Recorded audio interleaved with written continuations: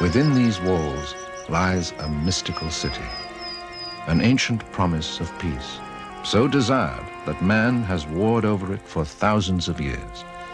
Over the centuries, its walls have been reddened by the blood of Jebusites and Jews, Babylonians and Persians, armies of Arabs, Crusaders, Ottoman Turks, and the British Empire.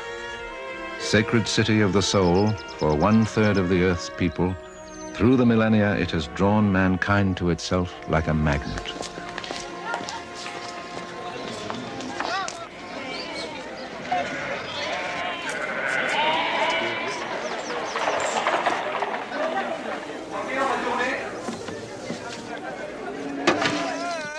To all who live, work, and visit here, this is more than a city.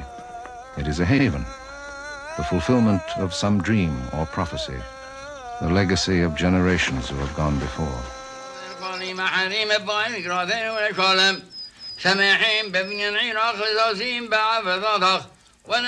For this man and his family, coming here was the consummation of a promise made 2,000 years ago. This man came here as an orphaned boy and found a miniature version of his lost nation.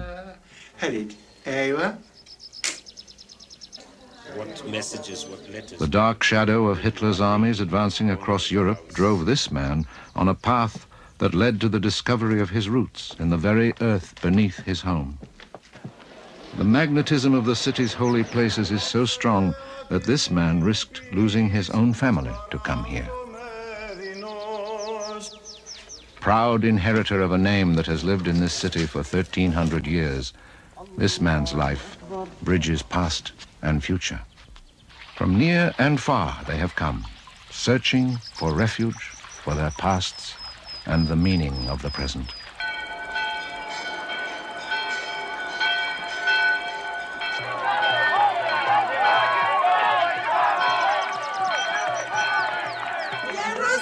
Jerusalem.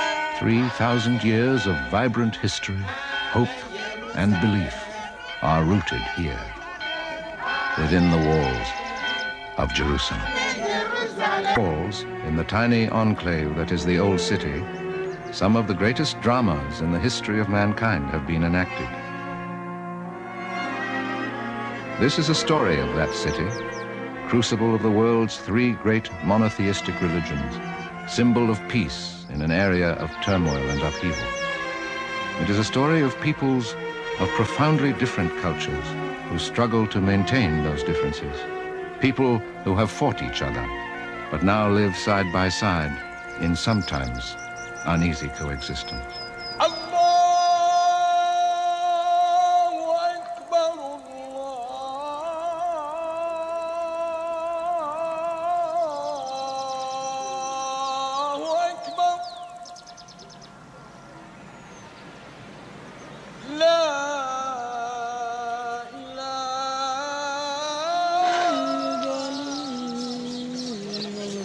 Jews from around the world pray at the Western Wall, vestige of the Second Temple, object of Jewish yearning and prayer for 2,000 years.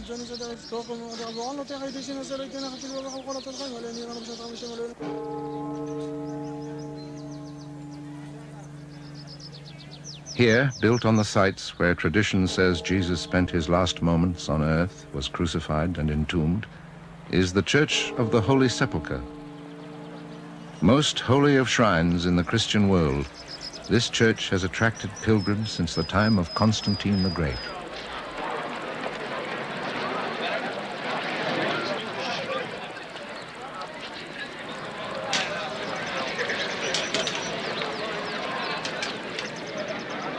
Within the walls of their ancient quarter, Armenians strive to preserve the heritage of a vanished kingdom. In their lives, and in the hearts and minds of their younger generation.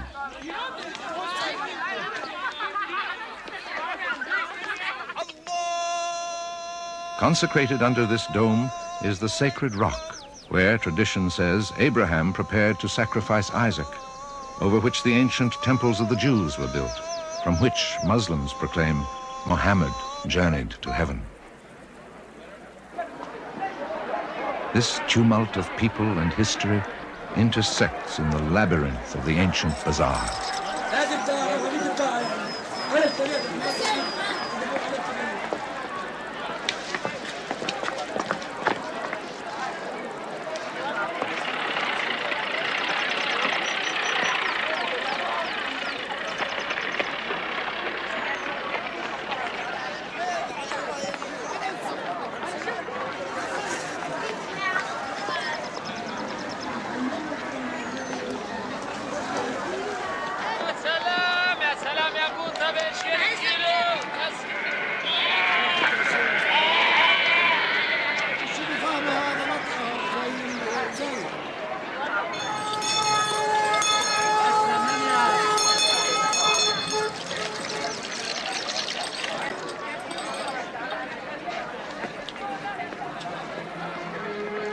Wrapped around the venerable city like the setting for an exotic jewel are the walls, retaining traces of the eras of King Herod, the Romans, and Crusaders, last rebuilt by Suleiman the Magnificent 400 years ago. Outside the walls, there is the 20th century, the new city of Jerusalem, and the administrative center of the nation of Israel. Inside is a city believed by medieval man to be the center of the universe, a city known to more people for a longer time than any other on earth. Here, the heart of historic Jerusalem still beats. Its ethnic religious quarters cling to the sites that give them life. The Dome of the Rock, third holiest place of Islamic pilgrimage after Mecca and Medina, and focal point of the Muslim quarter. The Western Wall, known as the Wailing Wall, symbol of the Jewish quarter. The Church of the Holy Sepulchre, core of the Christian quarter that has grown around it. The Cathedral of St. James, spiritual center of the Armenian quarter. 26,000 souls make their home in the old city, packed into an area of less than 1 square mile. Their story began 3,000 years ago, when King David bought the threshing floor on this hill as the site for the temple of the Jews, one God. Having subdued the Jebusites, he transformed their city into the capital of the United Kingdom of Israel and thrust Jerusalem center stage in a drama that continues to this day. Once a royal center of impressive structures and massive fortifications, the city of David has begun to reveal its past to archaeologists under the direction of Dr. Yigal Shiloh of the Hebrew University. David made this city more important than others by choosing this location to become the capital of Judea at the south and Israel at the north. The residential area of David's capital probably looked much like this village of today. Urbanization undoubtedly began here because of the presence of the spring of Gihon, a constant source of water.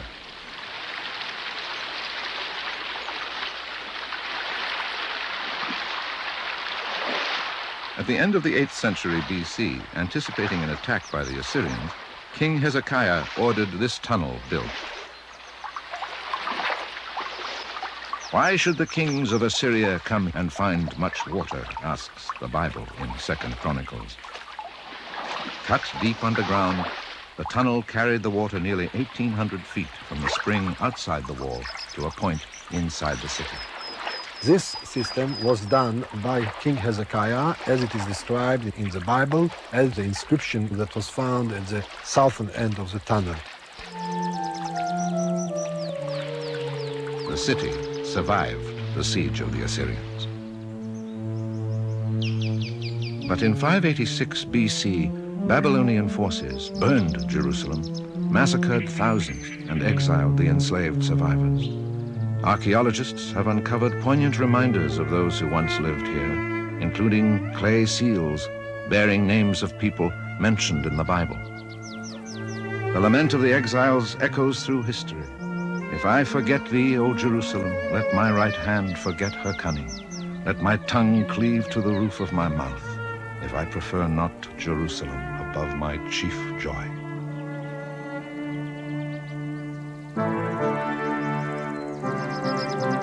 A half-century later, the Persians defeated the Babylonians and allowed the Jews to return. The second temple rose on the site of the first. This model depicts Jerusalem as it was when Jesus came here to celebrate the festival of Passover. Although he knew the repressive Roman rulers had labeled him a rebel, he continued to preach brotherhood, kindness, and charity. In the last days before his crucifixion, Jesus left the temple by these steps. They are one of the few remnants that remain, for in 70 AD, on the anniversary of the day the Babylonians had sacked the first temple, the Romans burned the city, butchered the people, and took the rest as slaves. Thus was Jerusalem destroyed for a second time.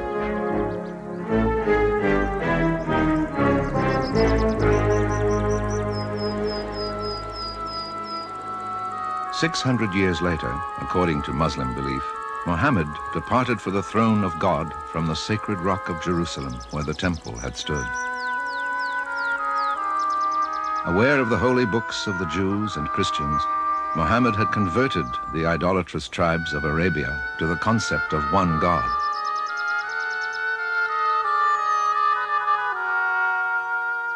Only 6 years after his death, an army of his followers stood at Jerusalem's gates, claiming the city as their own. Muslims were to rule Jerusalem for the next 1,300 years, except for 2 interruptions when the Crusaders wrested the city from them.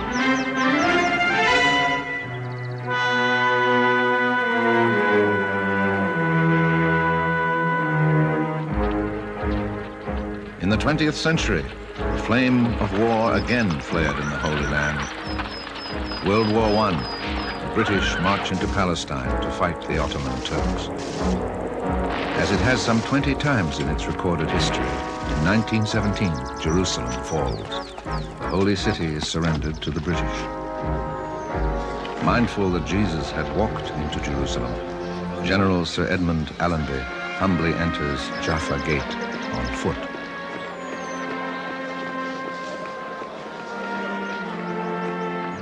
There are renewed stirrings of Zionism, the concept of a modern Jewish nation.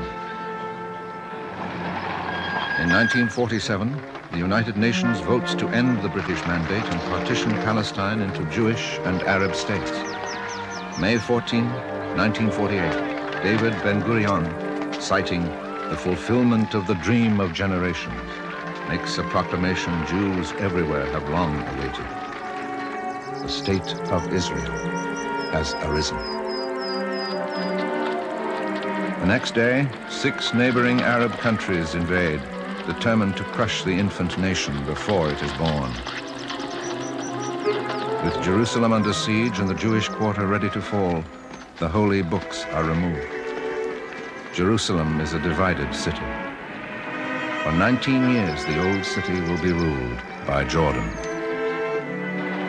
In 1967, as the Six-Day War rages, Israeli paratroopers storm through St. Stephen's Gate. Defense Minister Moshe Dayan arrives at the Western Wall, in Jewish hands again for the first time in 2,000 years. According to ancient custom, General Dayan writes a prayer to place in the wall. May peace come to the Jewish people.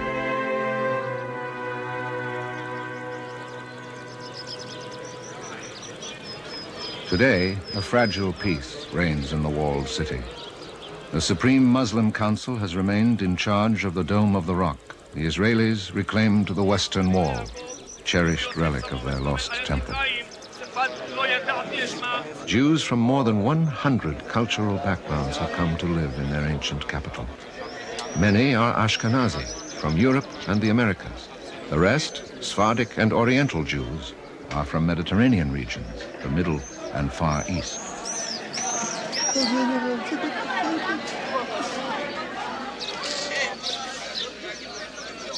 When the Jewish community in Yemen heard of the establishment of Israel, Yosef Zadok and his family decided to emigrate immediately. For them, the biblical prophecy of the return to Zion was fulfilled. His grandson, Shalom, explains. My family knew from the Bible and from our tradition that Jerusalem was the holy city. When my family came from Yemen, they wanted to live only in Jerusalem. We call it a center of the world. Isolated in remote southern Arabia for some 2,000 years, persecuted by their Muslim ruler, the Jews of Yemen had long dreamed of redemption in the Promised Land.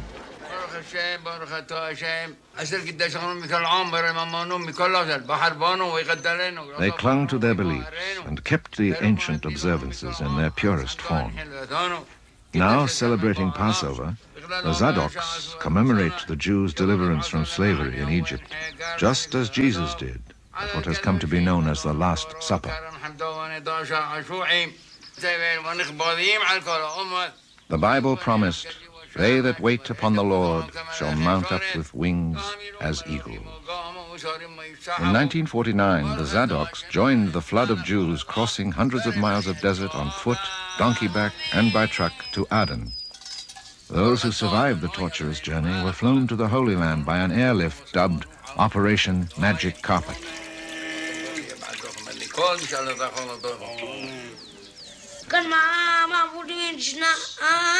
دخل أركب أخلا وكان صوت عظيم باموس ولا شلون ما ترجع ودي ماكو ما نشتسنو الليل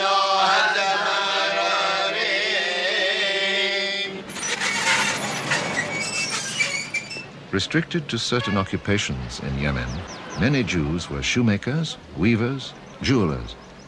Yosef Zadok was a court jeweler for the king of Yemen. Our family has been making jewelry for more than 7 generations. It is our heritage, our tradition.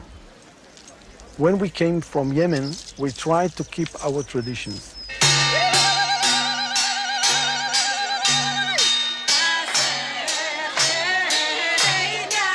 Most of the Yemenite brides in Jerusalem use our wedding dress and jewelry.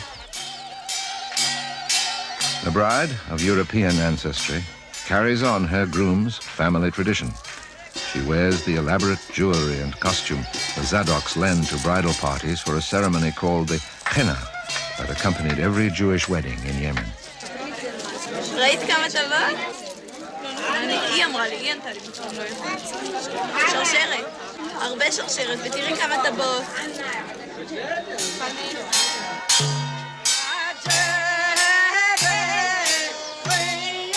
The henna, from which the festivity derives its name, has long been used as a talisman of good luck.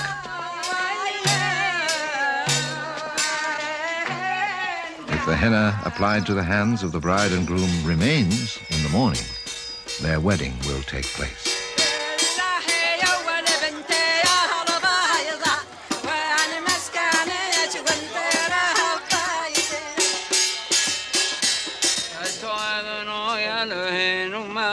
Mr. Zadok, a relative of the groom, is here to bestow a blessing.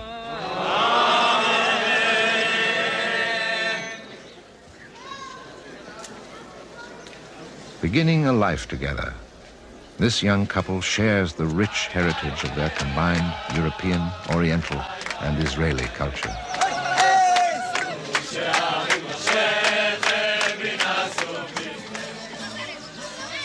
During the Jordanian occupation of the old city, the Jewish quarter had been nearly destroyed. When reconstruction began after the War of '67, Theo and Miriam Siebenberg were the third family to build here. It was my dream to come to Jerusalem. Jews have been praying for Jerusalem throughout the centuries, for thousands of years, going back even to the time of the exile in Babylon. The Jewish quarter is full of our history from 3,000 years ago. When we came, the Jewish quarter was completely destroyed, and now everything is built and clean. The changes were immense.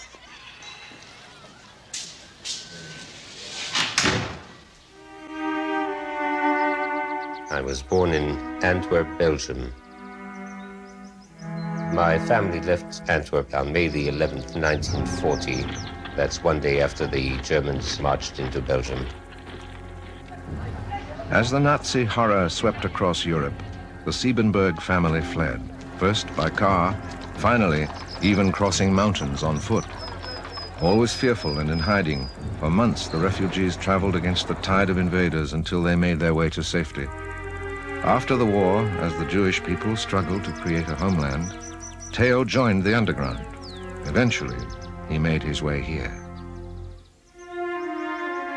Like all Jews born in Israel, Miriam is known as a Sabra. My parents came from Warsaw, Poland. I was born in Tel Aviv, and I went to regular school and then to high school. And after high school, I went to the army, like all the Sabras in Israel did. I thought I'd never leave the army. I liked it so much.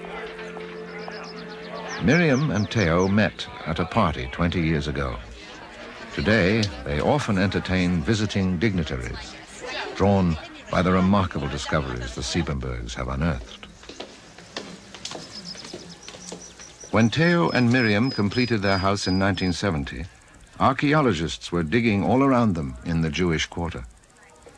Fired by the dramatic finds being made, Siebenberg determined to build a museum beneath his home. As workmen removed 3,000 years of accumulated debris, tangible links with those who had lived on this site through the millennia began to emerge. These stones here are each made out of one large block of stone. There are sections, actually, of the aqueduct that passed here 2,000 years ago and which brought water into the city of Jerusalem. Now, this is a mikveh, or Jewish ritual bath, which is 2,000 years old and which belonged to the mansion that stood above here. And, of course, that was a 3-floor high house. The home probably burned when the Romans sacked Jerusalem in 70 AD. Now, if you look down here, these rooms that you see down below, they're hewn out of solid rock about 3,000 years ago. That's roughly King Solomon's time. The openings that you see here were called the nefesh, or the soul. The soul would actually rise out of these openings, and there was on top of this a pyramid-shaped stone structure, which was the permanent abode of the soul. For Theo Siebenberg, each discovery provided palpable contact with the past and his people.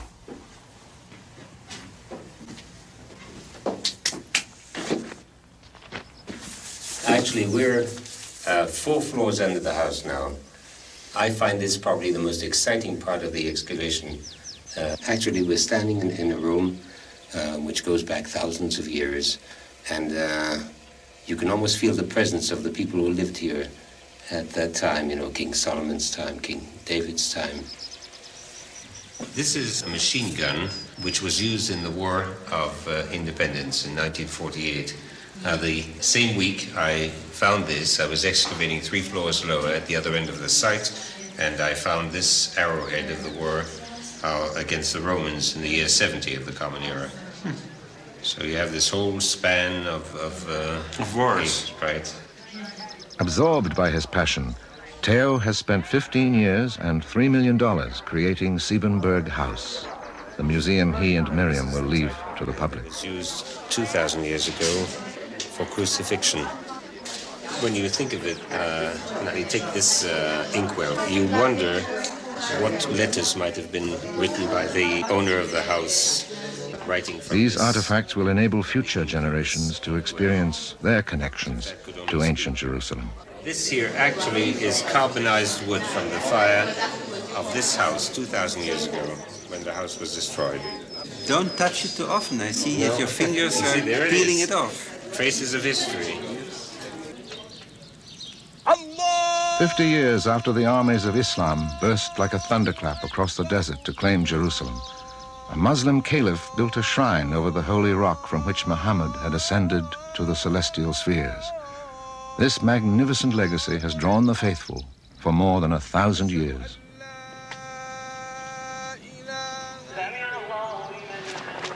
Now, during Ramadan, the Muslim holy month of fasting and atonement, thousands of pilgrims journey to the Old City for one of the Islamic world's most important religious observances.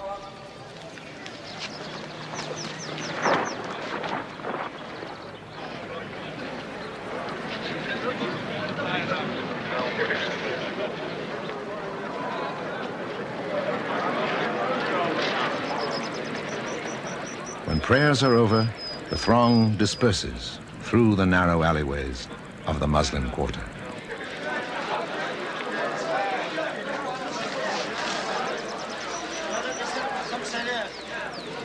The family of Khalil Haldi has lived in the Holy Land since the day 1300 years ago when his ancestor rode into Jerusalem at the head of a column of Islamic warriors. Khalil has a shop in the Muslim quarter where he repairs furniture and antiques. He specializes in mother-of-pearl inlay. His neighbor, a blind oud player, stops by to pick up the instrument that Khalil has repaired for him. أنا خلصت لك العود ها أما طلع شو على كيفك الله ربي فتاح تفضل شوف كانوا المفاتيح مش نفعات أنا عملت لك مفاتيح جداد منيح صوته لأنه أنت جبت لي العود كل الصدف هذا كان رايح هيني أنا عملت لك إياه شايف لا يا أبو سيمون ما أنت يا شيخ عزيز علينا والله. Through the centuries, his family has provided a succession of scholars to Jerusalem's Muslim community. Among their proudest achievements and possessions is the Haldi Library.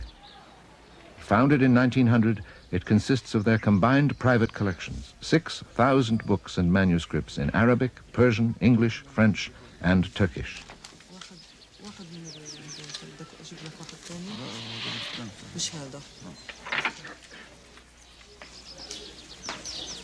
Khalil's uncle and cousin refer to one of the many volumes written by their ancestors. My family came to Jerusalem with the Islamic liberation on the year 636 BC, 15 Hijri. My family lived in Jerusalem all its time, but they were forced to Nablus for 88 years when the Crusaders occupied the city. They returned back to Jerusalem with the famous Islamic leader Salahuddin al-Ayyubi. They were the political and the religious rulers of Jerusalem. With his cousin, he examines their remarkable family tree.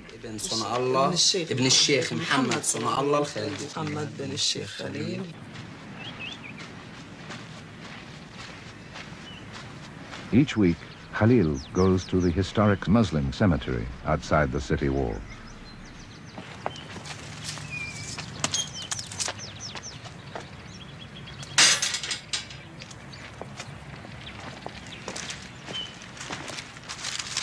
At the cemetery, I go to pray for my ancestor Muhammad Ali al-Khal.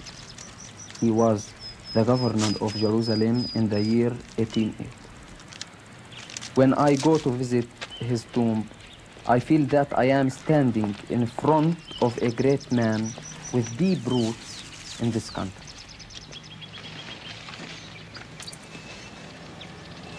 بسم الله الرحمن الرحيم الحمد لله رب العالمين الرحمن الرحيم مالك يوم الدين صراط الذين أنعمت عليهم غير المغضوب عليهم ولا الضالين آمين.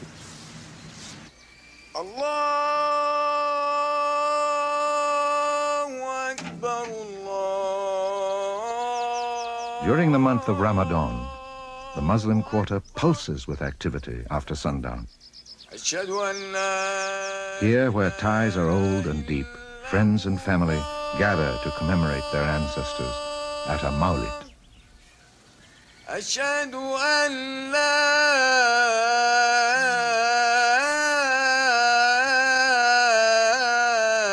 إله إلا الله.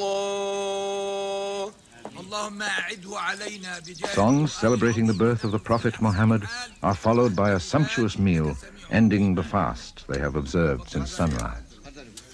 وين اللبن يا هي اللبن تفضل يا سيدي هي اللبن تفضلوا يابا تفضل يا اخي تفضل يا اخي يلا هات لك صحن.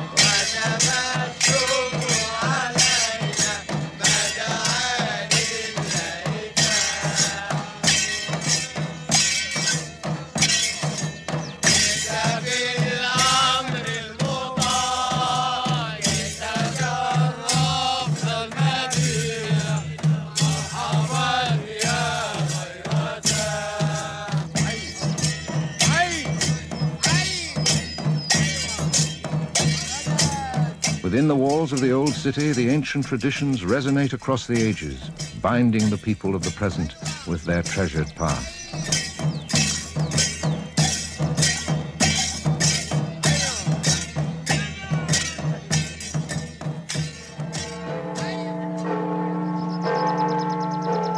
Ironically, it was a Roman emperor, Constantine the Great, who adopted Christianity as the faith of his realm and assured the future of the religion. His mother, the Empress Helena, journeyed here 3 centuries after Christ's death. Over the sites where she believed Jesus had been crucified and buried, Constantine erected the Church of the Holy Sepulchre. Today, the church is shared by 6 Christian sects: Greek, Armenian, Ethiopian and Syrian Orthodox, Roman Catholic, and Coptic. The Copts have a tiny chapel at the back of Christ's tomb.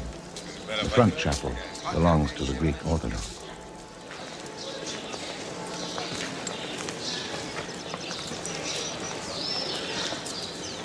Among their holdings is the stone where Jesus is thought to have lain when he was taken from the cross. Over the rock of Calvary, where Jesus was crucified, the Greek Orthodox maintain a chapel.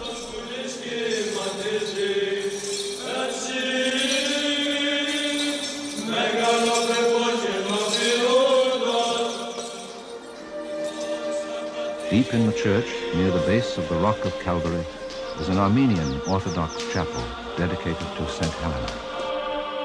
Medieval pilgrims etched tiny crosses in the walls, leading to the place where Helena found what she thought was the true cross.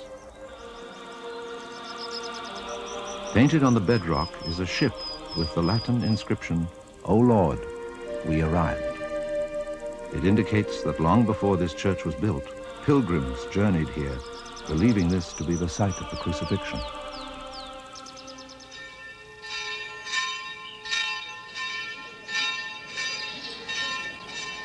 A mud hut village atop the roof of the church is the only area which the Ethiopian Orthodox, one of the oldest Christian communities in the Holy Land, can claim. Control of even this modest outpost is disputed in legal wrangles that began in Ottoman times.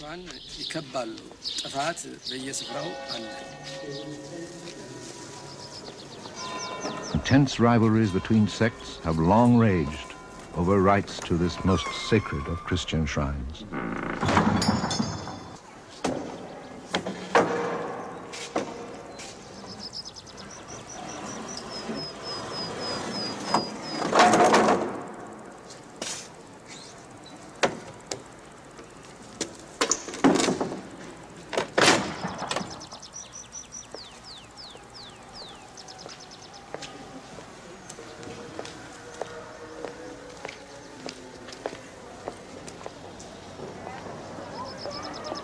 Cloistered behind protective walls, the Greek Orthodox Patriarchate grew up next to the Church of the Holy Sepulchre.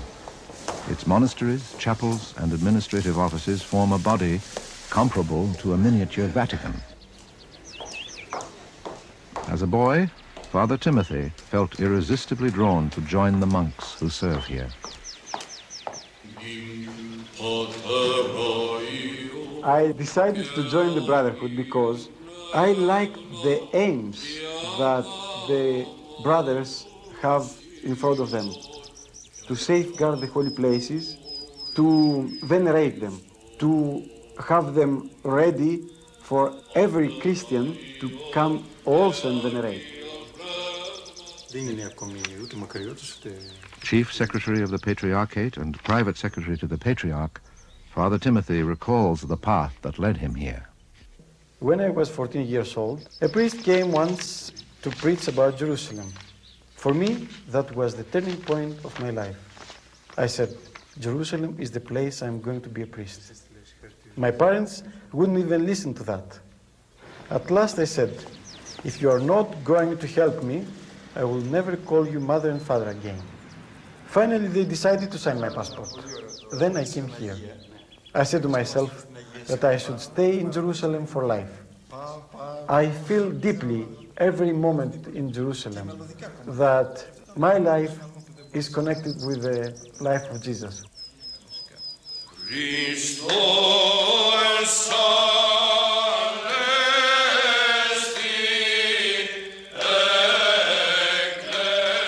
Timothy attended the seminary as a young man. Like this generation of seminarians, he left his native land to dedicate his life to the holy shrines of Jerusalem.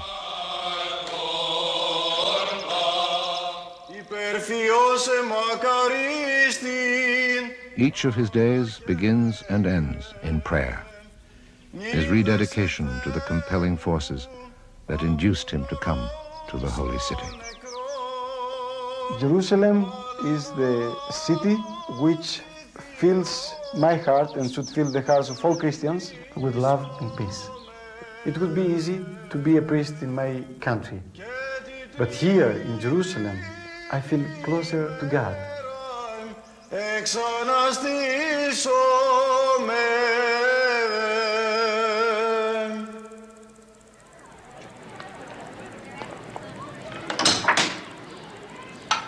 Sequestered behind a huge gate that is unlocked each morning and locked again each night, the Armenian quarter has existed for nearly 1,000 years. Life within still centers around the 12th century Cathedral of St. James. A reminder of the days when the Muslim rulers forbade the ringing of church bells. The striking of this pank announces services.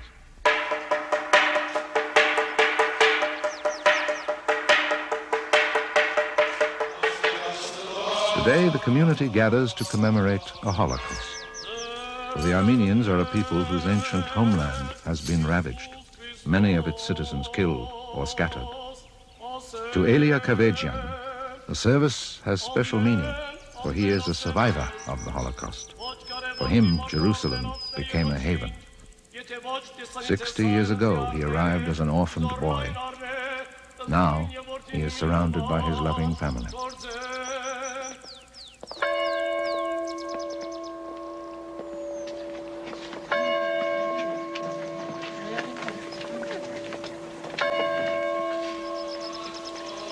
Survivors lead the solemn procession to the Armenian cemetery. They are living reminders of 1,500,000 who perished.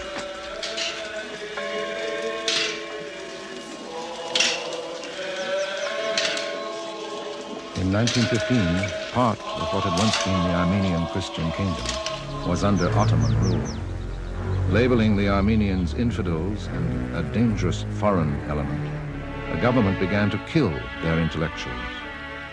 Life had little value, as this magazine caption illustrates. $5 buys a pretty Armenian slave girl.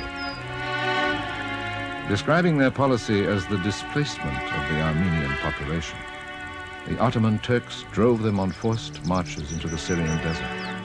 The road was the path of death by disease, massacre, and starvation.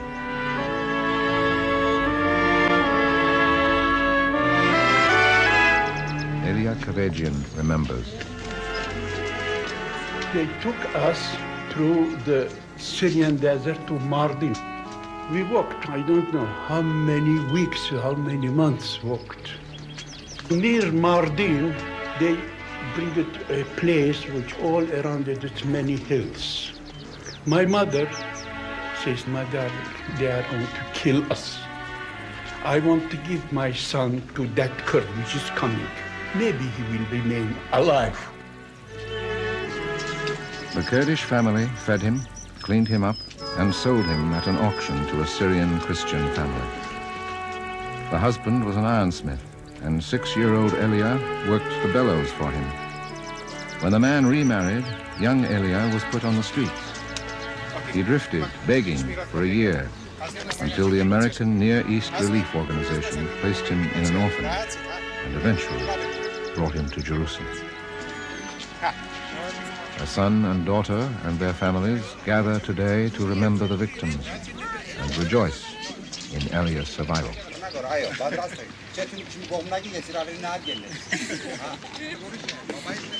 Kavajian learned photography in the orphanage. He owns a photo supply store, custom laboratory, and portrait studio. 1 minute. Let me take away from the object. طلع هون حبيبتي. هون هون بسمي بسمي. ايوه. واحد. بسمي اضحكي هون. طلع علي بسمي. سمايل. ايوه. ايه. اتش. Although the family now resides outside the old city, its life still revolves around the Armenian Quarter. Here, as their parents did, Kavajian's grandchildren learn Armenian culture, language, history, and geography. To prepare for life in Jerusalem, the children are also taught Arabic, Hebrew, and English.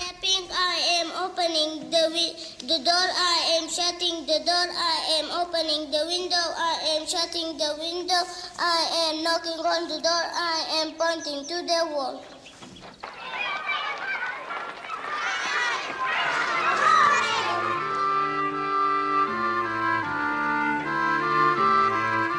His family thriving, Elia Kavajian remembers the Orphans Club he and 9 boys formed when, at age 14, he began to work.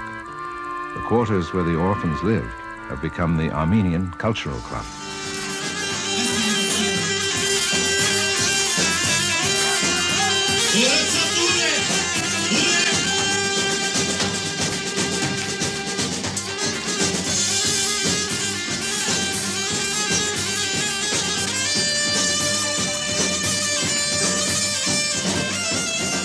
For Elia, Jerusalem has provided a refuge of warmth, friendship, and opportunity. In his words, this is the happiest time of my life.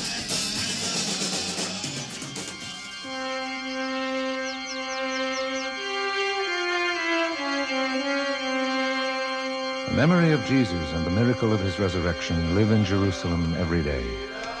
Just as he joined the multitudes that journeyed to Jerusalem each year at Passover, throngs of pilgrims from around the globe come here at Holy Week to walk in his footsteps.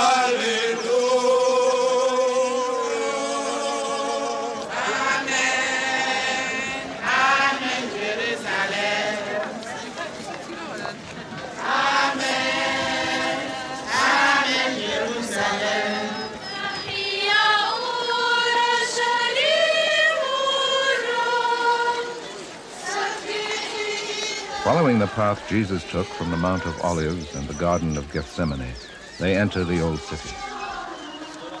Carrying crosses along the way of sorrows, where tradition says he struggled in his agony, they connect with the ancient passion and eternal mystery of Christ.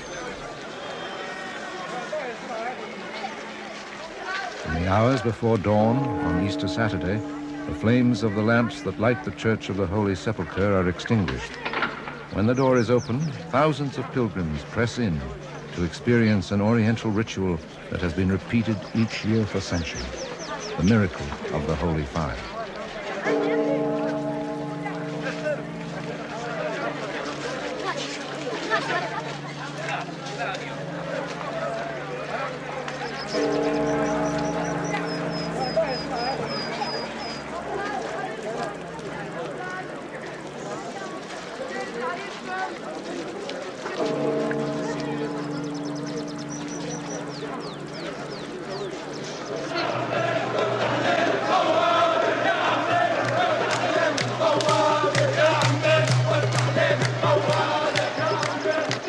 Greek Orthodox Patriarch arrives escorted by Father Timothy and columns of monks. The tomb of Christ has been sealed. When the seal is removed, the Patriarch will enter to determine if the holy fire, said to be sent down by God, will burst forth this year.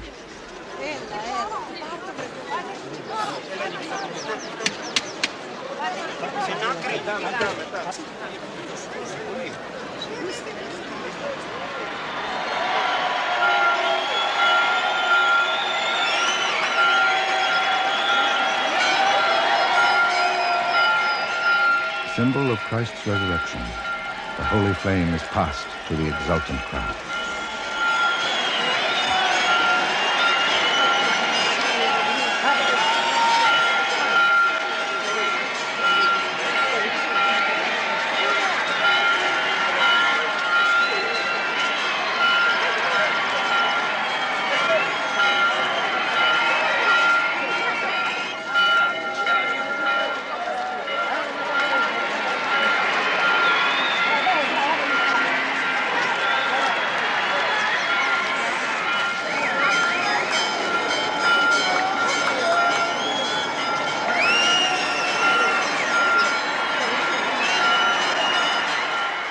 It is said that here Jesus once stood, flanked by two thieves.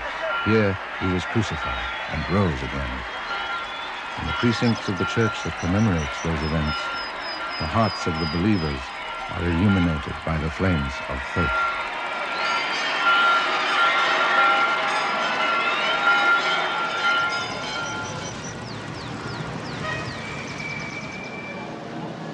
High on the wall of the Muslim quarter in the Old City is a house where American pilgrims seeking a spiritual haven settled 100 years ago.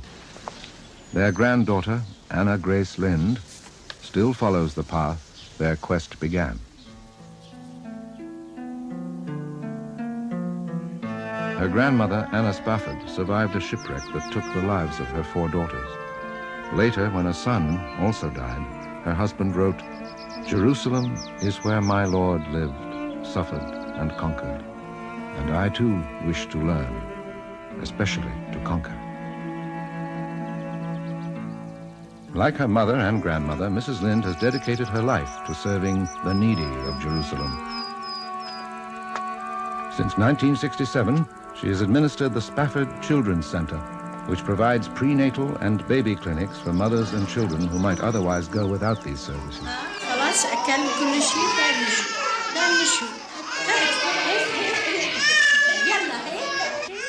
Mrs. Mary Frangi, the supervising nurse, has worked here for nearly 40 years.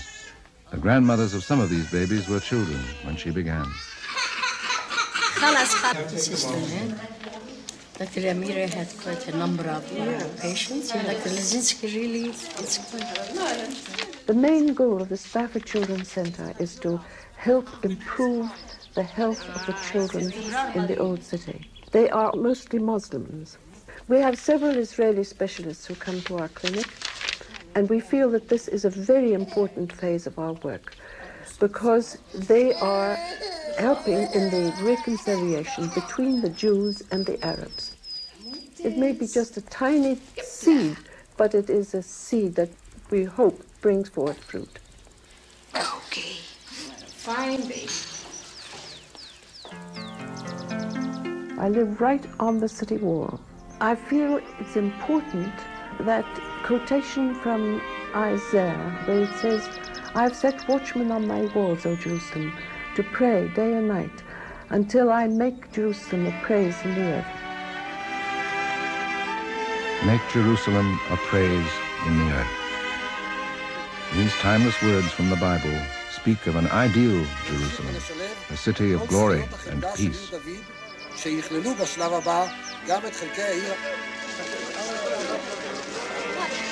In 1985, the City of David Archaeological Garden is opened.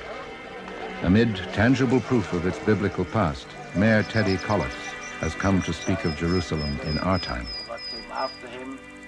Pragmatic and sensitive to human needs, this remarkable man has retained his office through the combined votes of both Arabs and Jews. But we are living in a time when people want evidence. They want to see You want to touch what they believe in and not only believe in the abstract. Jerusalem is a place where meanings survive, where names survive. In Jerusalem, everybody has religion. That doesn't mean that everybody goes to synagogue or church or the mosques, but people believe in things. The people who come here are not visitors, they're pilgrims. They come to Jerusalem because it has a special meaning for them. It's not like coming to another city. We try to give people a feeling they live in a city which belongs to everybody, but where everybody has his particular past and his particular history. Everybody who lives in Jerusalem tries to link up with the past. Jews, Christians, Muslims. The most important thing about Jerusalem is its people in their variety. It should remain in that variety and should protect that variety. The people who live here, they are the factor that is most important. Through the generations, thousands of human beings have been thrust together to live out their lives in the vibrant microcosm that is the old city of Jerusalem, bound by their fierce connection to the city, despite their differences, the pressures of the year, of violence and suffering.